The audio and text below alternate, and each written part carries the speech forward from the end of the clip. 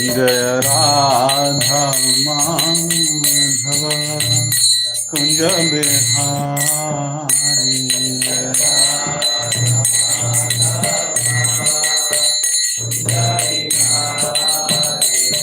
जय गोपी वल्लभा जय गिरिवरधारी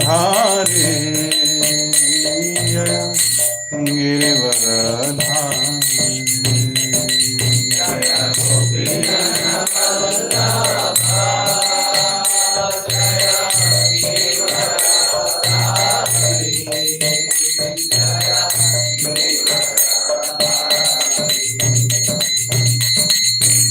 यशोदनंदन ब्रज जनरंजन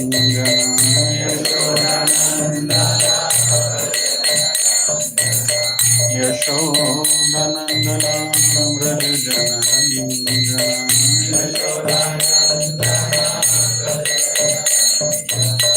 यमुना तीर वनचारी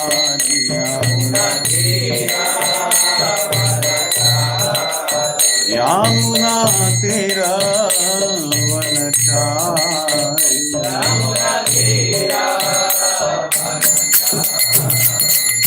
जय राधा माधव कुंज बिहारी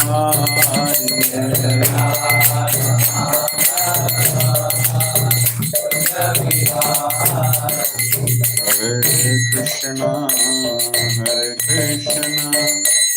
कृष्ण कृष्ण हरे हरे हरे राम राम राम हरे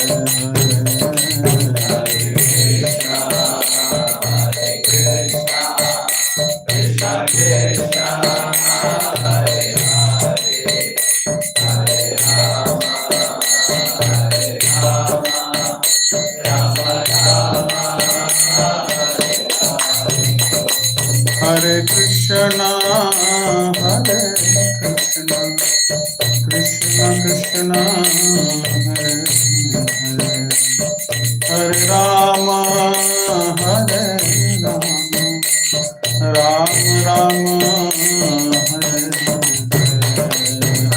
हरे कृष्णा कृष्ण कृष्ण हरे हरे राम राम राम हरे हरे कृष्णा कृष्ण कृष्ण हरे हरे राम राम राम हरे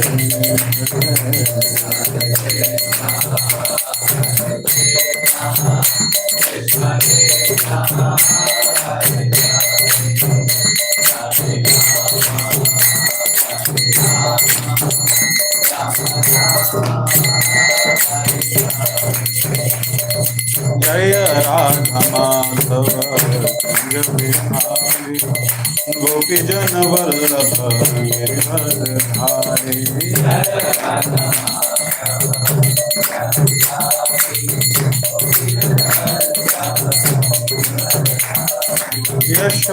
यशोदनंदन ब्रज जनरंजन यमुना तीरवनचारी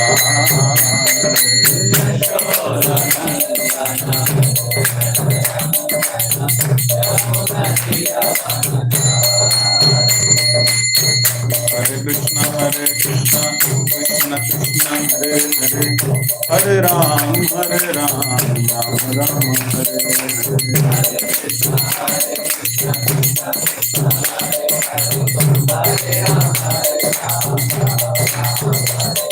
हरे हरे कृष्णा कृष्ण कृष्ण हरे हरे हरे राम राम राम हरे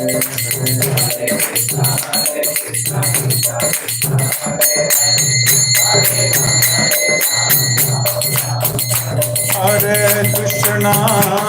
हरे कृष्णा कृष्ण कृष्ण हरे Hare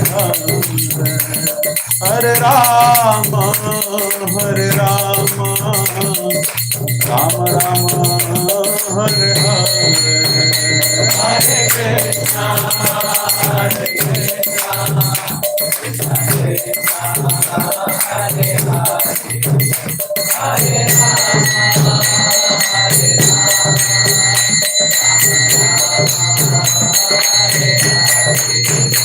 Jaya Prabhupada, Jaya Prabhupada, Prabhupada, Srila Prabhupada.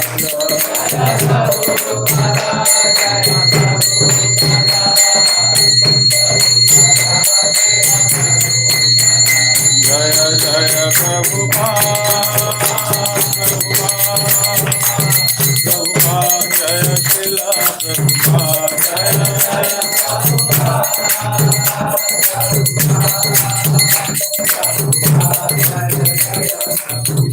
Nitai Gaura Hari Bol, Hari Bol, Hari Bol, Nitai Gaura Hari Bol.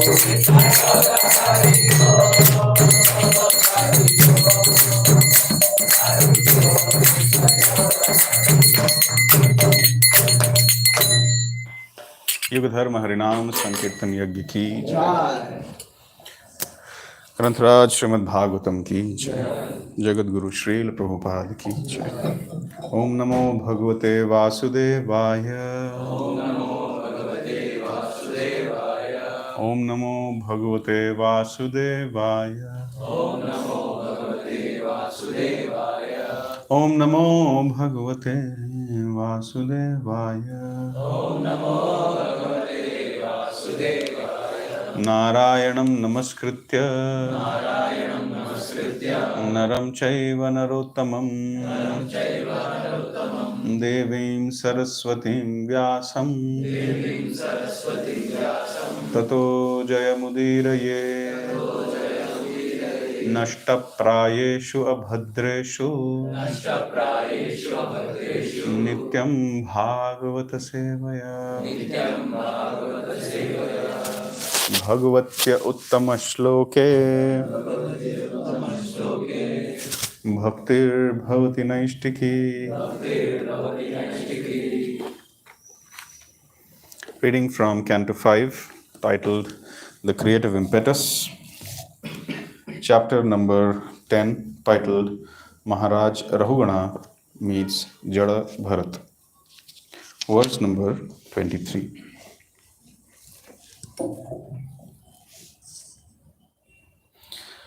शाष्टाभिगोप्त नृपतैः प्रजानां यकिंकरो वै न पिनष्टि पिष्टम् स्वधर्मम् आराधनम् अच्युतस्य यद् ईहमानो विजहात्य अघौघम्।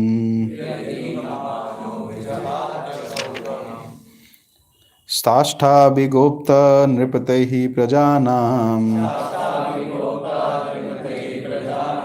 यः किंकरो वै न पिनष्टि पिष्टम्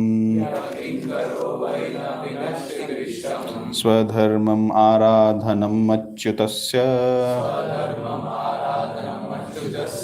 यद् ईहमानो विजहात्य घौघम्। शाष्टाभिगोप्ता नृपतिः प्रजानां यः किंकरो वै न पिनष्टि पिष्टम् स्वधर्मम् आराधनम् अच्युतस्य यद् ईहमानो विजहात्य घौघम्।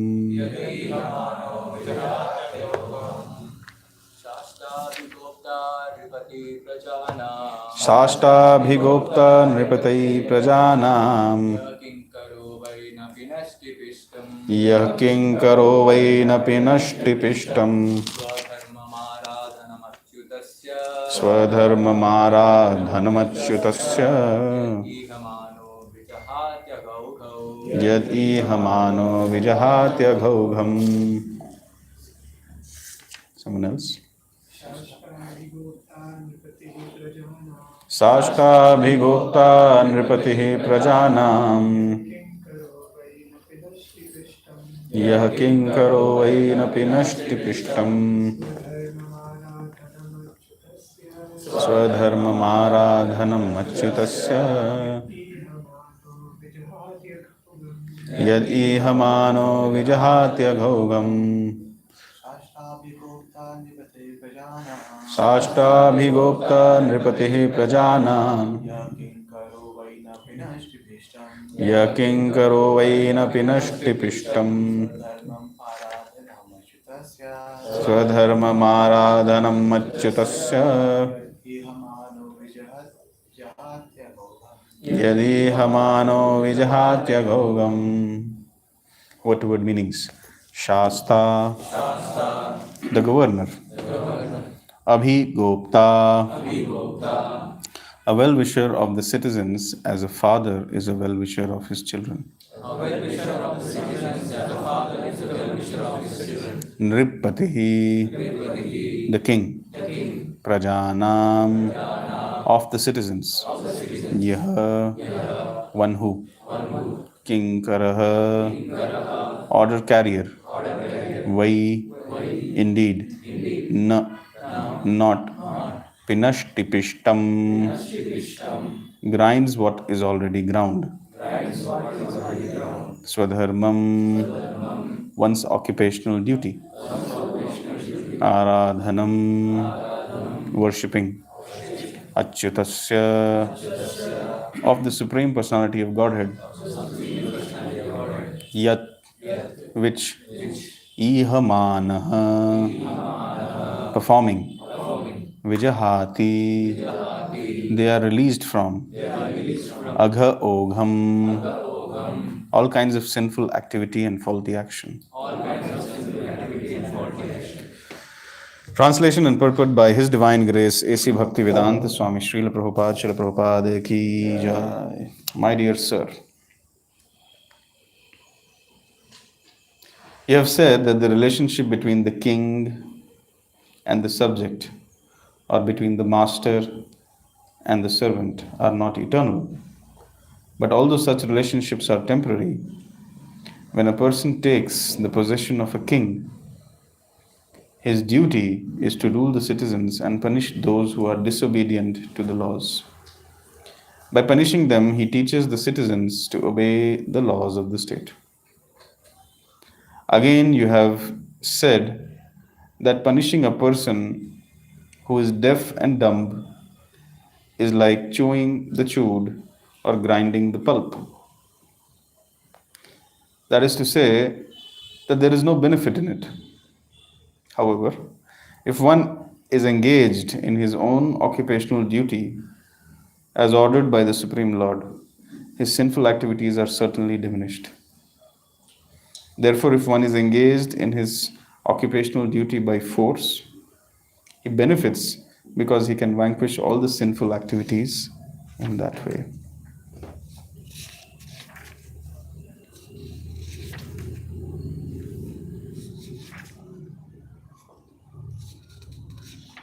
Just give me 1 minute.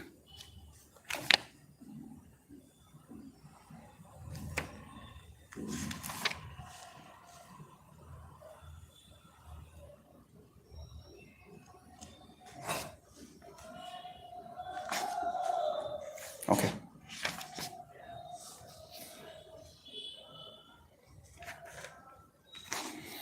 Purport. This argument offered by Maharaj Raguna is certainly very effective. In his Bhakti Rasamrit Sindhu 1.2.4, Srila Rupa Goswami says, Tasmat kenapya upayena manah Krishne niveshayet. Somehow or other, one should engage in Krishna consciousness. Actually, every living being is an eternal servant of Krishna. But due to forgetfulness, a living entity engages himself as an eternal servant of Maya. As long as one is engaged in Maya's service, he cannot be happy. Our Krishna consciousness movement aims at engaging people in Lord Krishna's service.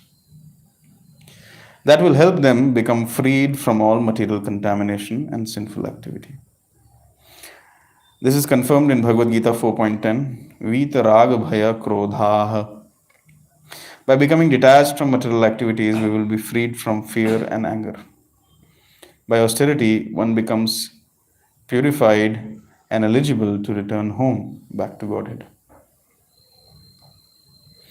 The duty of king is to rule his citizens in such a way that they can become Krishna conscious. This would be very beneficial for everyone. Unfortunately, the king or president engages people in sense gratification instead of the Lord's service. And such activities are certainly not beneficial for anyone. King Rahugana tried to engage Jadabharat in carrying the palanquin, which is a form of sense gratification for the king. However, if one is engaged as a palanquin carrier in the Lord's service, that is certainly beneficial.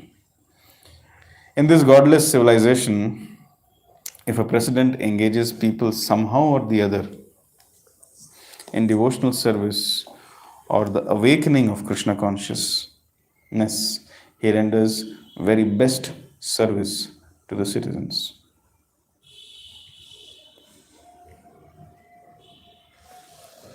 ओम ज्ञानतिमिरन्धस्य ज्ञानाञ्जनशलाकया चक्षुरुन्मिलितं येन तस्मै श्रीगुरवे नमः।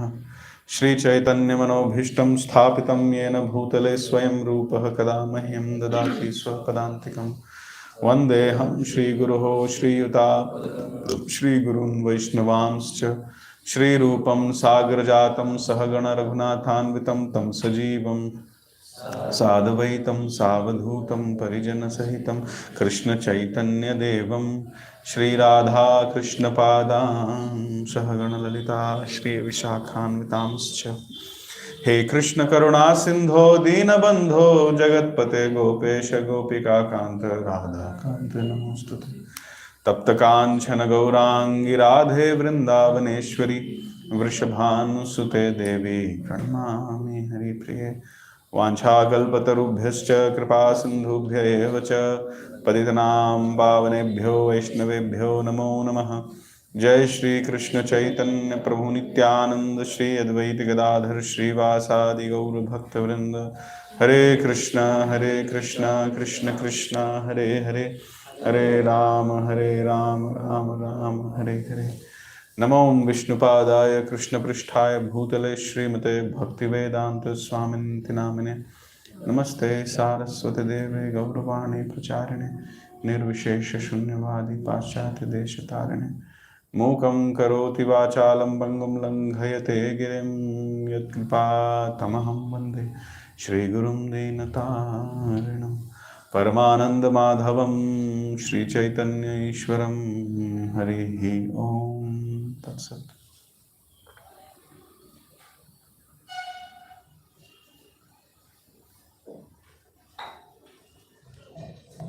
Hare Krishna. Translation once again. My dear sir, you have said that relationship between the king and the subject, or between the master and servant, are not eternal. But although such relationships are temporary, when a person takes the position of a king, his duty is to rule the citizens and punish those who are disobedient to the laws. By punishing them, he teaches the citizens to obey the laws of the state. Again, you have said that punishing a person who is deaf and dumb is like chewing the chewed or grinding the pulp. That is to say that there is no benefit in it. However, if one is engaged in his own occupational duty as ordered by the Supreme Lord, his sinful activities are certainly diminished. Therefore, if one is engaged in his occupational duty by force, he benefits because he can vanquish all his sinful activities in that way.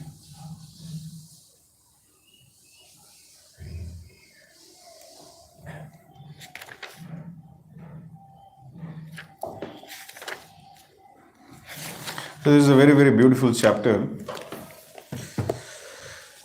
Discussion between spiritual master and disciple. That is the essence of spiritual life.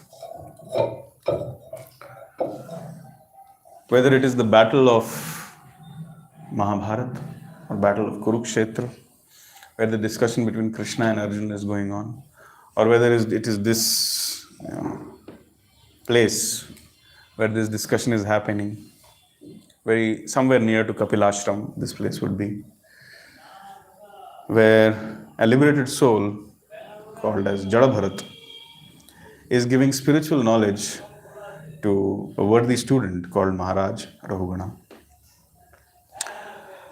Whenever and wherever discussions in which Krishna is the center takes place, that is worthy of reception, irrespective of who is discussing it. Let's say if two birds are sitting on a tree and they are talking in their own language, discussion about Krishna, that is worthy of reception. Matchitta madgata prana bodhayantah parasparam. This is the verse of Bhagavad Gita. Whenever two people who are Krishna conscious, they come together, Matchitta madgata prana bodhayantah parasparam. When they talk with each other, their private talks do not contain how's the weather of Bangalore and what is the whether India is going to win the World Cup or not, or what is the latest sale which is going on Amazon. This devotee said that, you know what, this devotee was planning that. You better finish the prasadam earlier today. They have a plan, they are bringing 20 more people. These kind of discussions don't happen. Matchitta madgata prana bodhayanta parasparam. When they meet each other, they talk only about Krishna. Private talks are also about Krishna, public talks are also about Krishna. This is the symptom of a pure devotee. And whenever two souls are relishing Krishna Katha, irrespective of who that soul is, that is worthy of reception. Shri Gandharvika Girdhari Shriman Mahaprabhu ki. Bodhayantah parasparam kathayantascha mam nityam tushyanti cha ramanti cha. And the nature of this discussion is kathayantascha, it should be nityam. It's not that once they meet and discuss, once in a year on Janmashtami they meet and discuss. They discuss it eternally. Kathayantascha mam nityam tushyanti cha ramanti cha. And that gives them satisfaction. And that gives them that keeps them fully engaged. Ramanti cha. They like it very much. So whenever two souls or 100 souls who are completely satisfied by Krishna Katha, who are eternally engaged in Krishna Katha, and who find all their happiness and satisfaction and permanent engagement in Krishna Katha, are sitting somewhere and discussing it, everybody should hear it.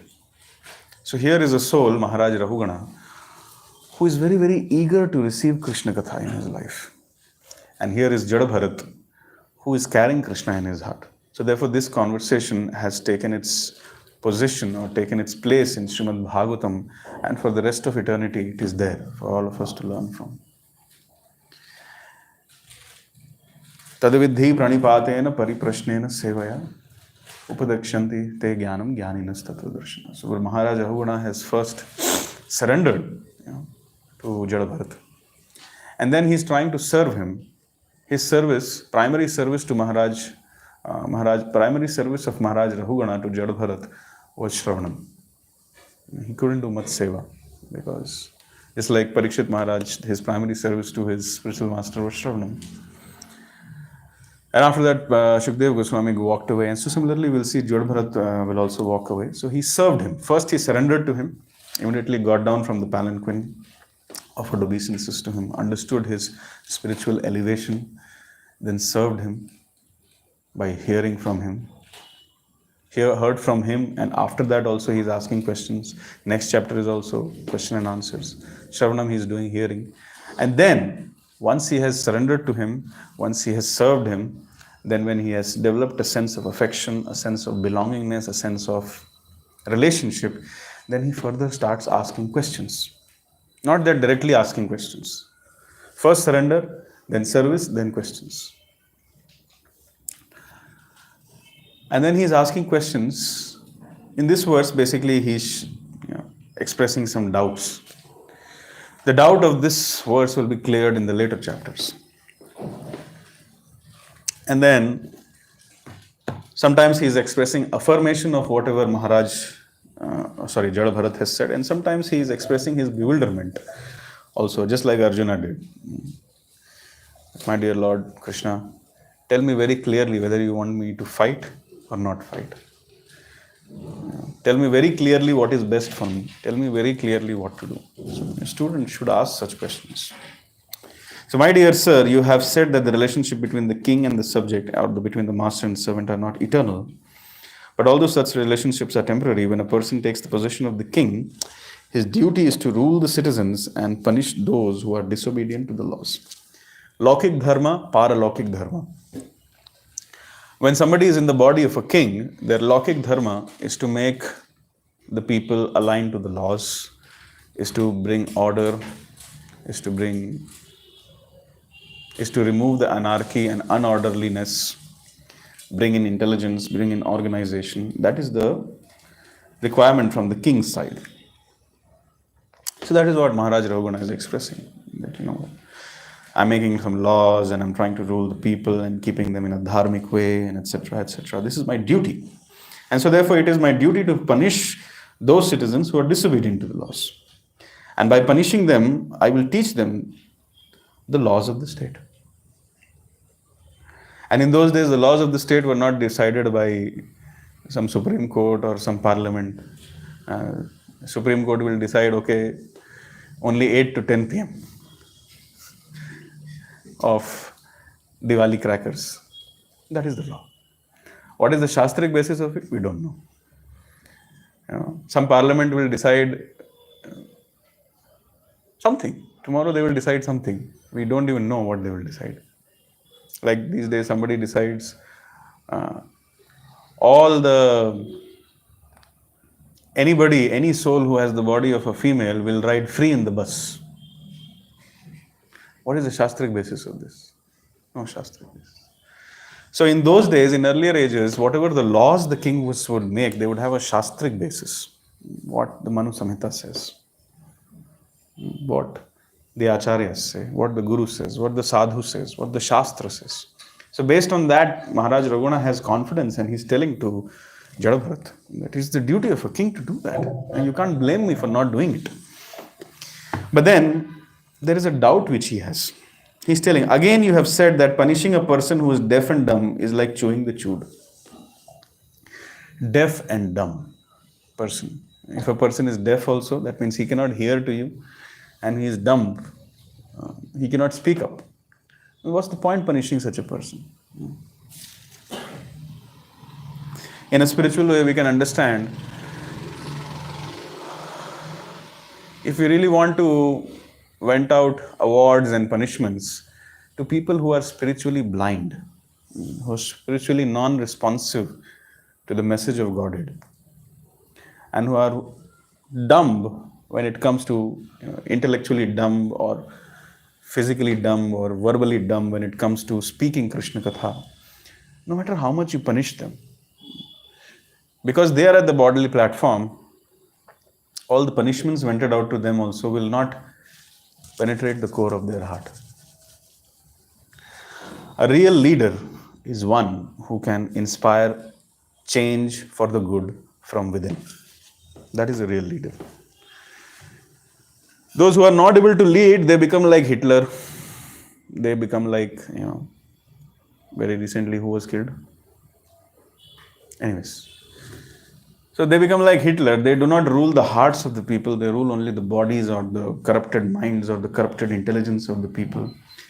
And Jada Bharat is saying there's no point of me having such a rule. Look at the rule of Maharaj Rishabdev. He changed the hearts of the people. Towards the end of the teachings of Lord Rishabdev, we can understand that some atheists were also standing in his court.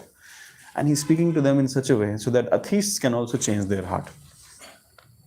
So the best help which we can do to anybody is to connect everybody to Krishna.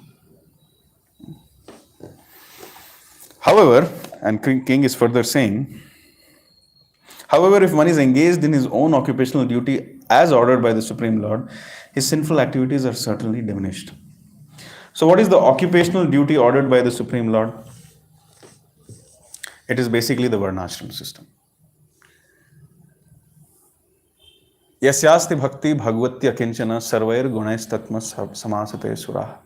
Harava bhaktasya kuto mahadguna manorathe nasati dhavato bahi. This verse says, those who practice devotional service in an akinchana mood, that means they have fully understood that other than the two lotus feet of Radha and Krishna, nothing else belongs to me in this world. Those who are at that platform, like King Kulashekar Alwar and many other kings, Rajarishis, those who are at that platform, they can be very great rulers.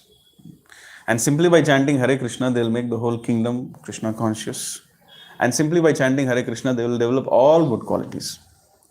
But those who are not at that Akinchana platform, those who will take some time to reach that Akinchana platform, for them, very nicely the Varnashram system has been installed. The goal of Varnashram is to engage someone according to their psychophysical nature or the samskaras which they have been carrying from various births. Engage them in such a positive way that they may ultimately progress towards the lotus feet of Krishna. That is Varnashram system. So that's why he's telling the occupational duty as ordered by the Supreme Lord. The ultimate occupational duty as ordered by the Supreme Lord is exclusive devotional service to Krishna. That is the ultimate occupational duty. But someone who is not able to fully surrender, or somebody who is not able to absolutely take up to that path of only an exclusive service to Krishna, for them, Varnashram is there. Yad karoshi yad ashtasi yad juhoshi dadashi yad tapashyasya kaunteya tad kurushva manta. Krishna is saying, sarva dharman parityajya. Give up all your society dharma, give up your deha dharma, kala dharma, patra dharma, Diwali dharma, putra dharma, putri dharma, family dharma, cat dharma, dog dharma. Give up everything. Surrender unto me.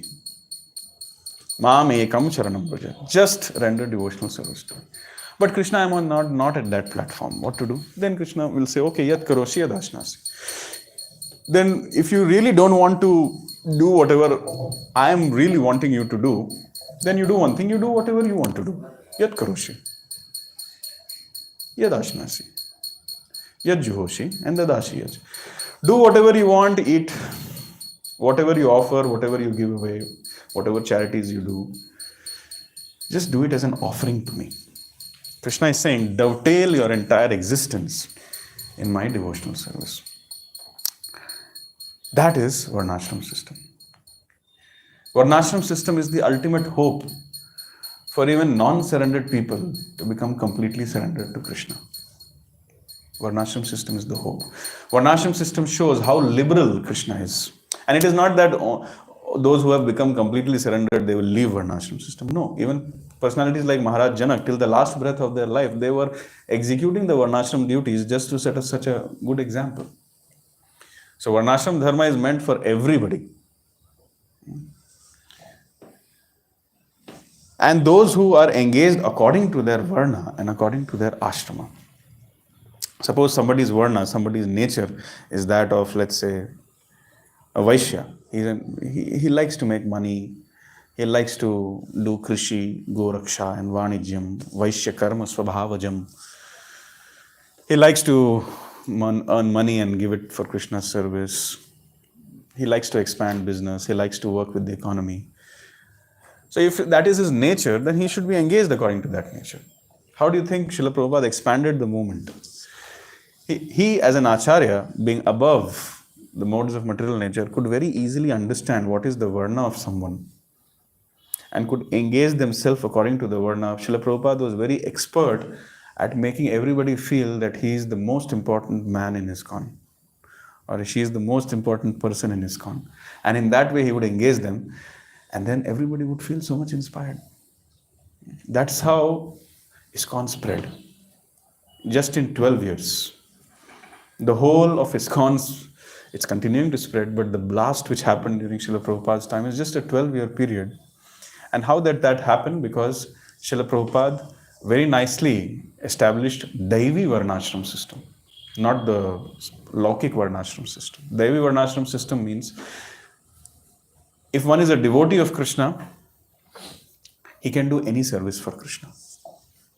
Of course, as we progress in devotional service, we transcend our nature. And then one can understand that doing Abhishekam for the deity of Krishna and cleaning the temple hall for Krishna are one and the same. Because Krishna says, my dham is not different from me. So the floor of this hall is Krishna's dham. The toilet is in Vrindavan, because this is Vrindavan. And the deity of Krishna is Krishna himself. So dham is also Krishna. So in the highest consciousness, that is Daivi Varnashram system, one may have to understand that Abhishekam Seva and temple hall cleaning Seva, both are dear to Krishna and both are one and the same. Doesn't matter whether I am a sannyasi. I should not say I am a sannyasi, I will only do Abhishekam. If you have Abhishekam Seva, please call me.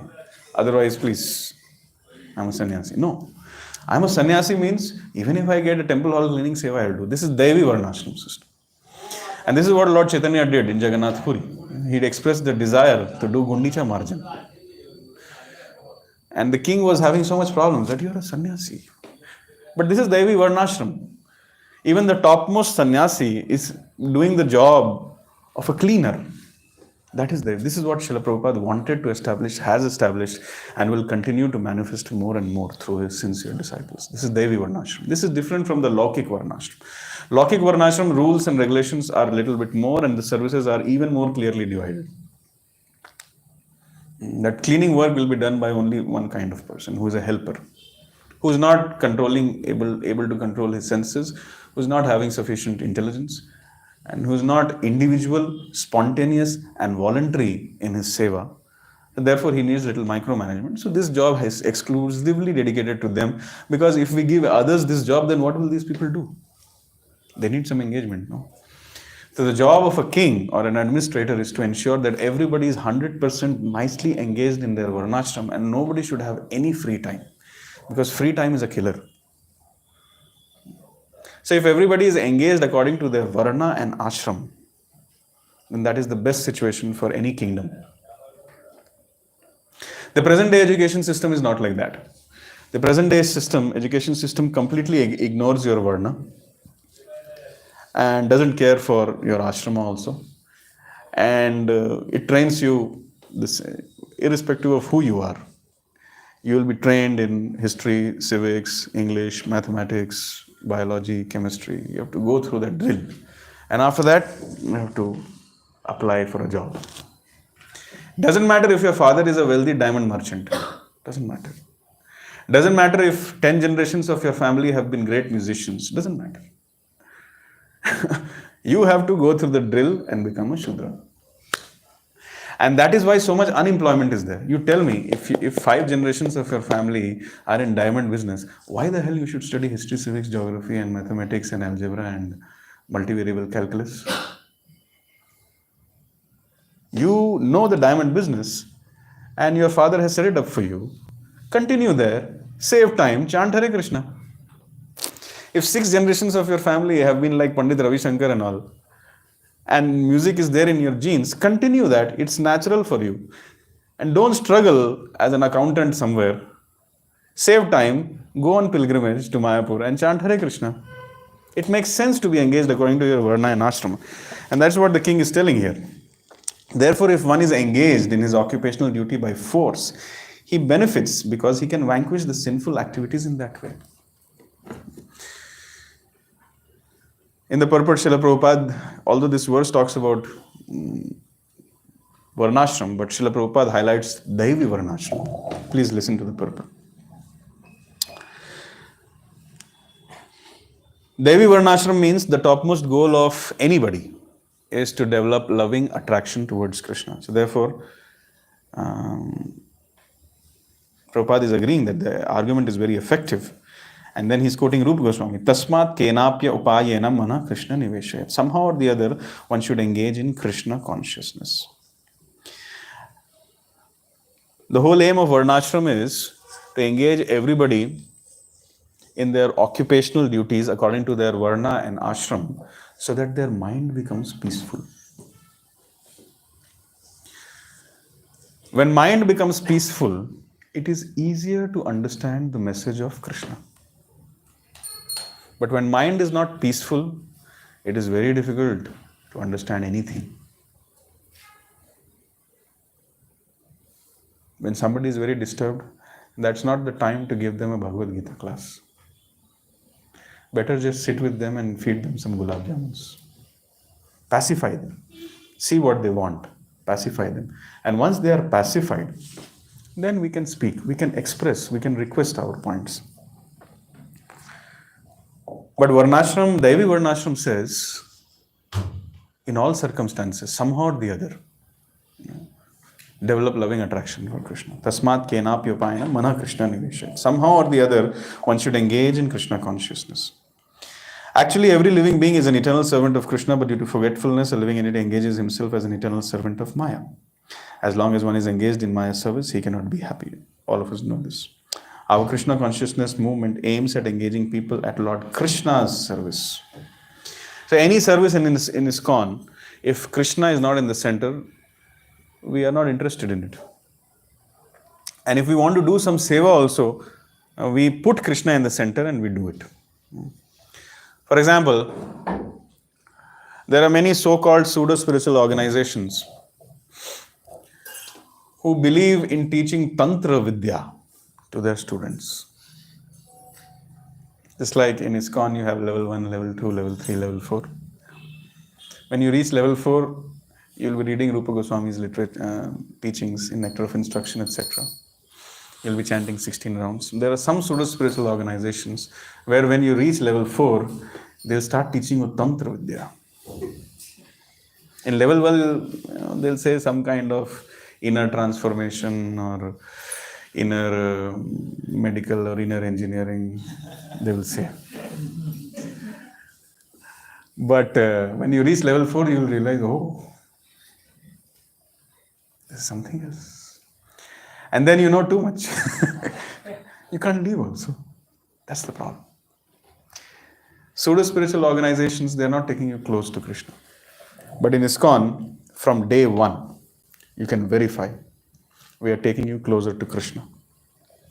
Pseudo-spiritual organizations will take you close to a personality. That personality will say, even if God comes and tells me something about life, I will not listen to him. Because you know what? I know more than God. People will say that I am very egoistic, I am very rude, and very self-presumptuous to make such statements. But what can I do? It is the truth. You people are laughing, 2 lakh people will clap. This is going on. Such nonsense is going on. Anybody who is good at language and has done his graduation from literature from some university, who knows the art of juggling with words, he can become Shakespeare in front of people.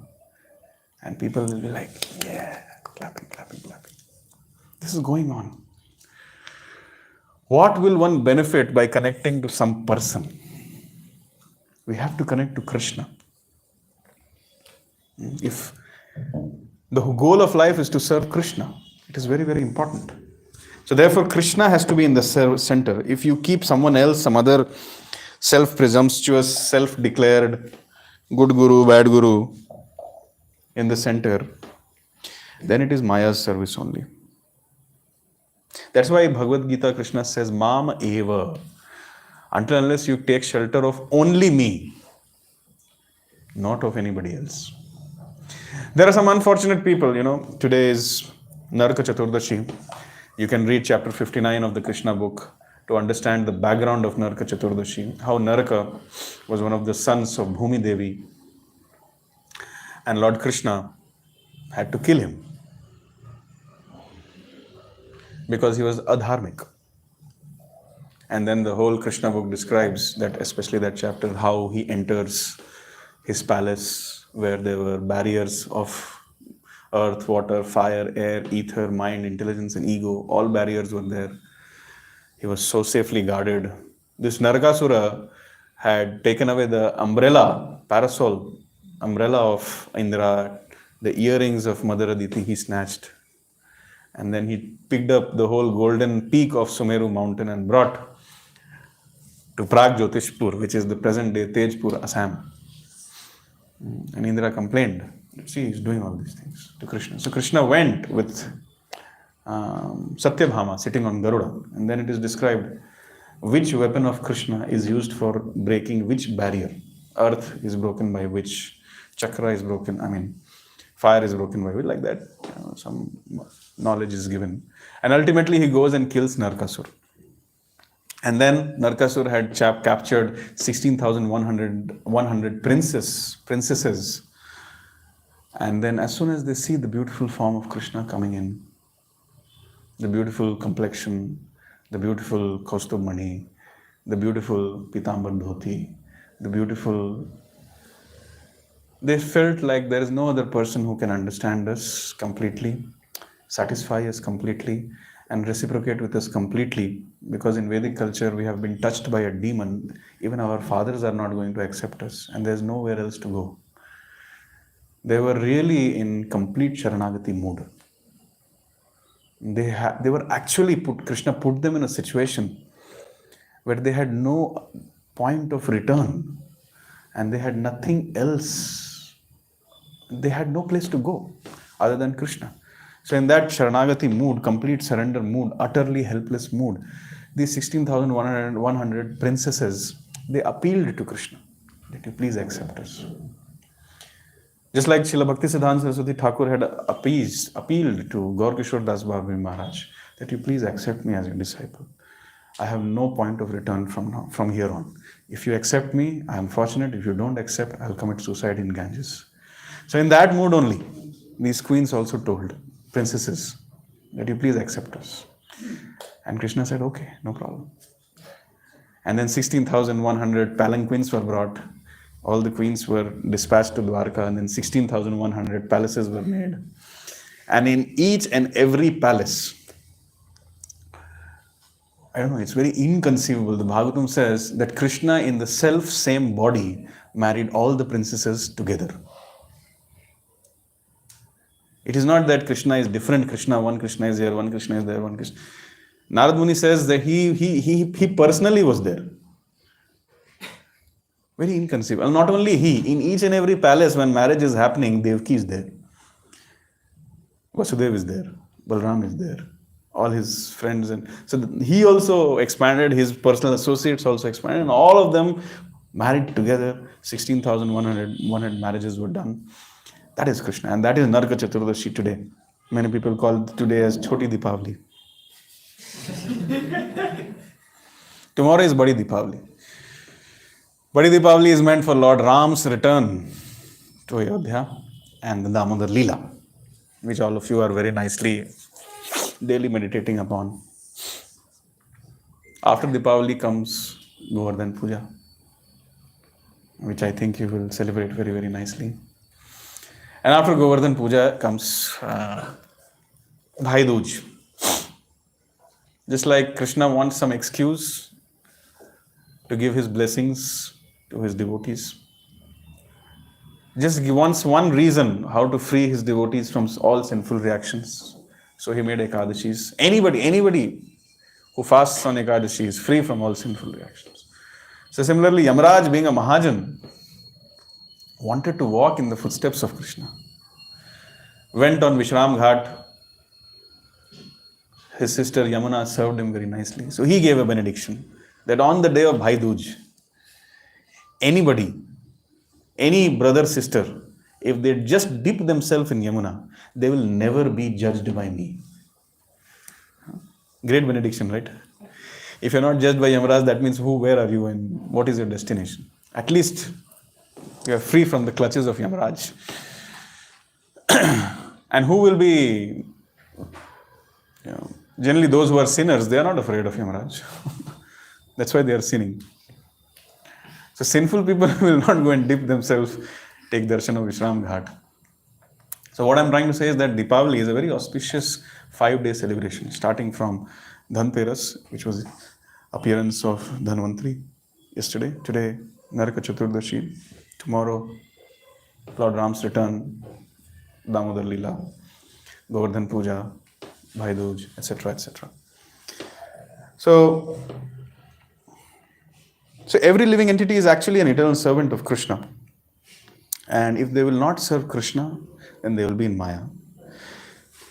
In order to become free from Maya and all material contamination and sinful activity, this is very, very necessary. That's why Prabhupada is telling, Vita Rag Bhaya Krodha. By becoming detached from material activities, we will be freed from fear and anger. By austerity, one becomes purified and eligible to return home back to Godhead. The duty of the king is to rule his citizens in such a way that they can become Krishna conscious.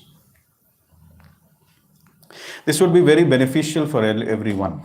Unfortunately, the king or president engages people in sense gratification instead of the Lord's service, and such activities are not beneficial.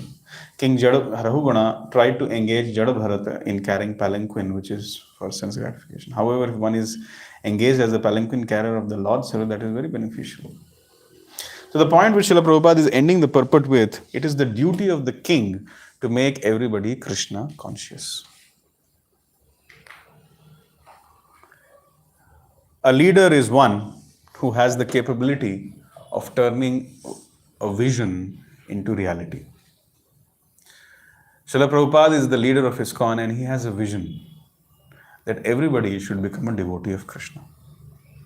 As servants of Prabhupada, we should have this Dadami Buddhi Yogam Tam. Somehow we should beg Srila Prabhupada and Lord Krishna simultaneously that please give us that intelligence and that empowerment so that we can assist people in becoming devotees of Krishna. And then act in such a way that do such organization, do such planning, and most importantly, go deeper in our own Krishna consciousness so that everybody takes to Krishna consciousness. And that is what all great kings and all great societies have been doing. Pseudo-spiritual societies, they are not concerned about this.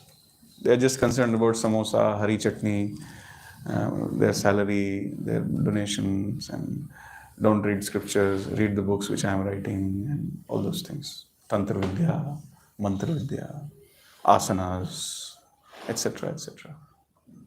They are basically offering people sense gratification. I will teach you some Kriya Yoga or some Hatha Yoga, and your mind will become peaceful, and then you can do whatever you want. Why to control your mind? Get rid of your bodily pains, learn how to do meditation, but don't surrender to Krishna. Dhyana avasthita tadgatena manasa pashyanti yam yogana. The goal of yoga is to ultimately see the 400 form of the Lord. That you don't do. You just remove your pains from the body, so-called control your mind. But after controlling your mind, what you should do? Give me donation and worship me. Call me various names. But don't become a devotee of Krishna. Become my devotees. And what happens when I die? I have not produced any literature also. ISKCON has so much literature which will continue guiding people for the rest 10,000 years.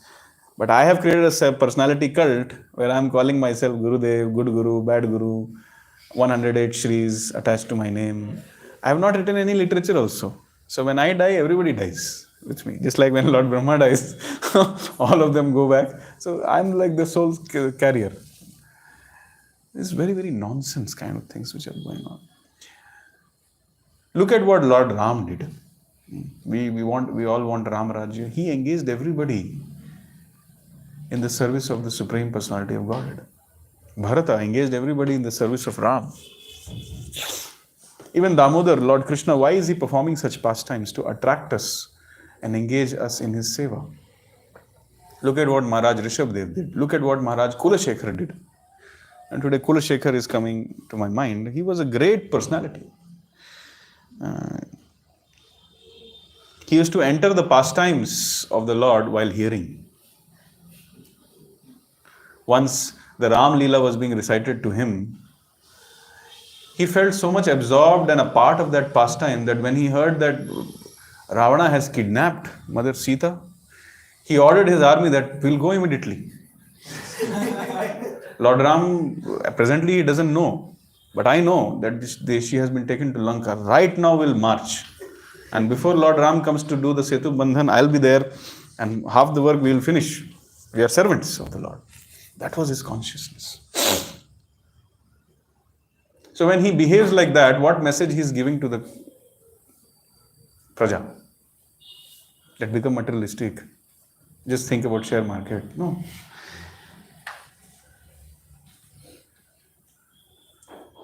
He was fully convinced to be a servant of the Vaishnavas. He had given personal instruction to everybody that if somebody who is a devotee of Lord Krishna, Lord Ranganath, Lord Balaji, or whichever form of Lord Vishnu, he should not take any permission from anybody, even if he is free, he is free to enter my personal quarters also. Ministers, you have to take permission, appointment to meet me. But Vaishnavas, you come directly. What message is he giving to the whole praja like that? That become Vaishnav. Whole day he used to sit with Vaishnavas, read Bhagavatam, listen, speak, relish. That is King Kulashekar Alwar. And he has written very nice verses and Prabhupada has translated it also. So that is how a king should be. Yatha Raja Tatha Praja. If the king is not a devotee, how will the praja become a devotee? So king should be devotees and ultimately they should engage people in Krishna's service via various means. For example, the GBC, ISKCON is you can consider ISKCON as a kingdom of God. And the rulers of ISKCON are who? The GBC. They are the ultimate managerial authority, or in simple words, the king. But is the GBC independent? No. It has a body. It has so many advisories. If it makes some mistakes, it accepts also in written. And it's just the ultimate manager. It's not the ultimate spiritual authority of ISKCON. Who's the ultimate spiritual authority of ISKCON? Srila Prabhupada.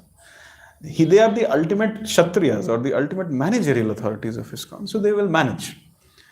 So they have not taken the spiritual focus in ISKCON. They have taken the managerial focus of ISKCON. And as managers, are they all devotees of Krishna?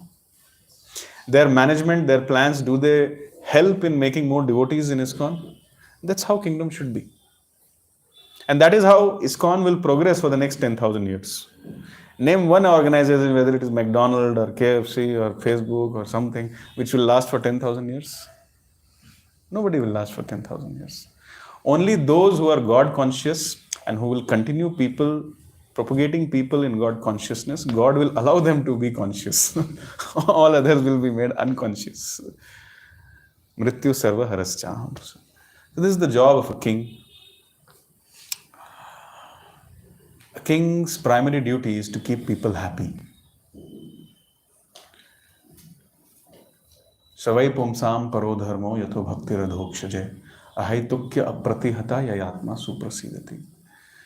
The only way in which anybody can become truly happy in the core of their heart is by rendering loving devotional service to Krishna. When someone develops a relationship with Krishna, then they are immune to all the kleshas, dukkhas which they get in this material world. One example of that relationship is Bharat. He had a relationship with Ram and he wanted to serve Ram. But during the time of his service, he was being very much criticized. That because of you, Ram left us. He was not getting any appreciation. When people used to see Bharat, they used to throw stones at him. Because of you, Ram left us. And criticism, appreciation, doubt. When he returned back from his maternal grandparents' house, even his guru was doubting him. Are you involved? But because he had a relationship with Ram,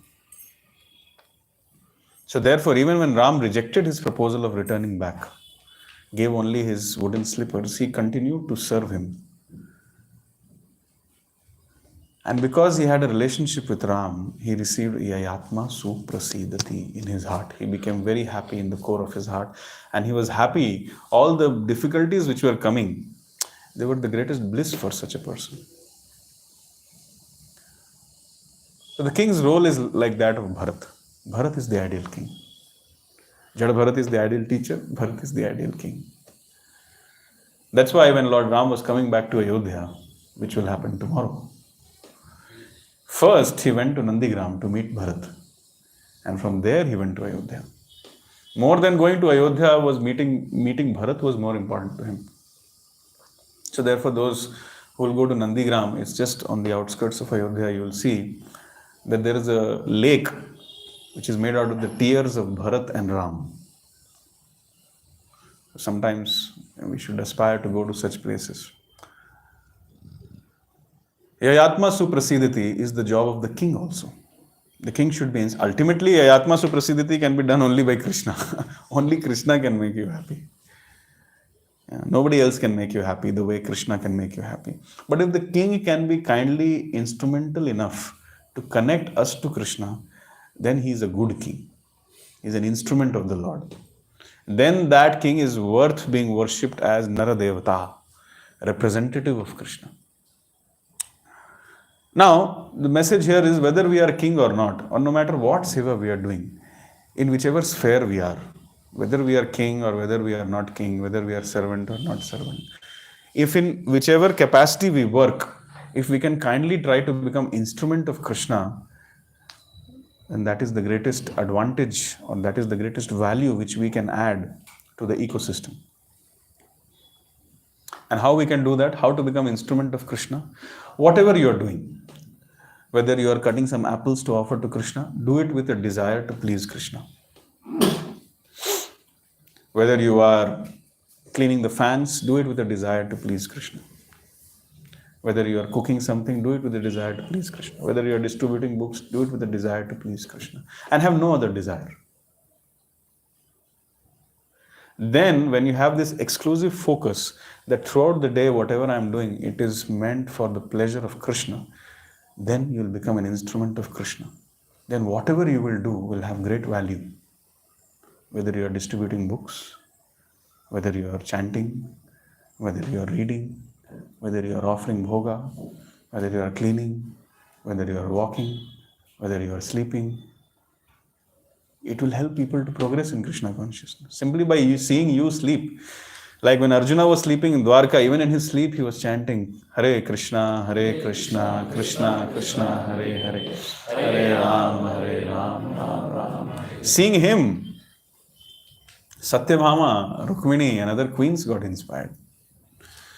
So he became an instrument. So in this way, no matter what service Krishna has given us, no matter what Varna Krishna has given us, no matter which ashram we ultimately end up in, no matter where we are, from whichever place we are supposed to just do everything for the pleasure of Krishna throughout the day, and that will add great value to ISKCON, that will add great value to our lives, that will add great value to everything which we do throughout the day. Srila Prabhupada would do that. His Holiness Bhakti Charo Maharaj would say that when I used to see Prabhupada cut tomatoes, I used to feel how Krishna conscious he is. How many times you have cut tomatoes? And how many people have seen me cutting tomatoes? Are theek se kato na? They will say. But when Prabhupada used to cut, not only it used to be perfect because he was doing it with a desire to please Krishna, and if you are doing it for Krishna, it has to be good. People used to become Krishna conscious by seeing Prabhupada cut tomatoes. So imagine how much responsibility a king has. He leads a public life, and every aspect of his life is meant for the pleasure, Praja Ranjan. It is meant for the pleasure, Shreyas, and the prayas of Praja. That is why great kings like Lord Ram had to give up his own wife.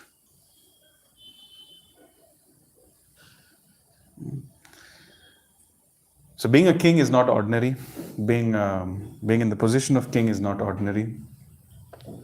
It's a very, very extraordinary position. If today the leaders of the society somehow give this message that the ultimate thing in life is to become Krishna conscious, it will add so much value to our society. But that is not possible also, because the kings have been already put in place and they are not Krishna conscious. But let's have some hope that we'll do nice preaching, we'll do nice achar, we'll become Krishna conscious ourselves, and let's become instruments of Krishna and inspire the future kings of our society to be Krishna conscious and bring Ram Rajya back. Thank you very much. Hare Krishna, Krishna Krishna, Hare Hare, Hare Rama, Ram Ram. Hare.